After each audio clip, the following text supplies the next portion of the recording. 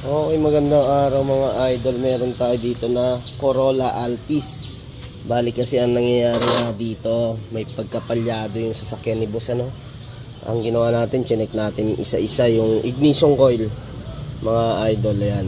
Isa sa pinagmumula ng palya ng sasakyan natin is ignition coil. Ito mga paps, ang na-check natin na punde 1 and 2. Tapos sinubukan natin siya, malalaman natin kung pundi nga siya. Ililipat natin tong 1 or 2 dito sa kabila sa 3 and 4. Tapos ganun pa rin yung nangyari, no? Medyo palyado pa rin mga idol. Mga paps, kasi ito mga paps, pwede naman tayo magpalit ng kung dalawa yung pundi, dalawa lang, o kaya kung isa-isa lang. Kaya lang minsan nangyayari, sunod-sunod na yung nangyayari. Kaya minsan ginagawa natin pagkakaya ng budget ng ating kliyente, apat na, yun lang, medyo mahal-mahal talaga mga paps. Halos ang isa ng ignition coil is, ang original po 4,000 to 4,500 ang isang piraso po. Pero ondong ka sa mga replacement niyan, pang gantong Corolla Altis, nasa ano rin po yan, mga 2,500. Halos kalahati rin po ang difference. Tapos mga paps, dahil nga ito spark plug natin, iridium po ito. Minsan dito nang gagaling kung bakit tayo napupundihan ng ignition coil. Pag napapabayaan natin yung ating spark plug na talagang palitin na, hindi pa natin napapalitan yan, naapektuhan yung ating ignition coil. Kaya sinabay na natin to.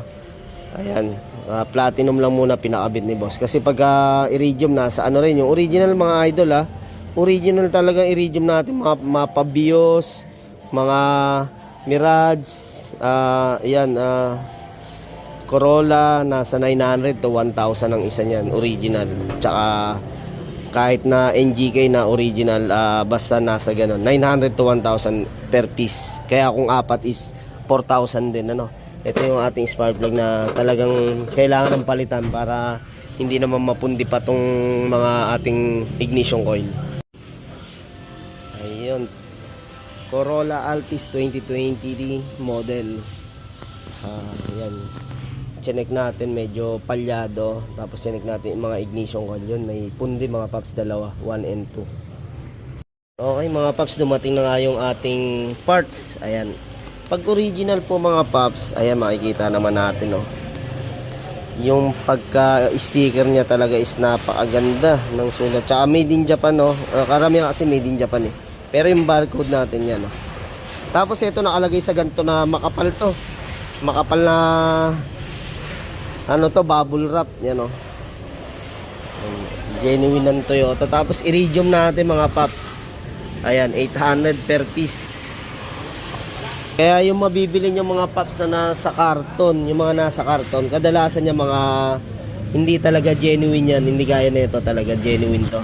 Pag in-scan nyo po yan, yung barcode na yan, lalabas yung presyo nyan. Yan. Okay. Apat na yung kinuha natin mga idol, Okay. Yan. Kakabit na natin para malaman natin mga paps. Idol, ginabit na natin yung spark plug na iridium. Ayan, apat. Pinalitan natin. Tapos ilalagay natin yung bagong ni boss, ignition coil na original. Yung mga idol, ignition coil, yung bago natin talagang black na black. Ayan yung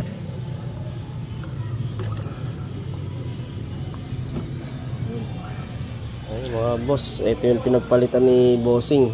Ibabalik natin para yung iba magagamit pa. Ayan mga paps, sinistart na natin, tahimik na kasi kanina daw ito maingay, palyado.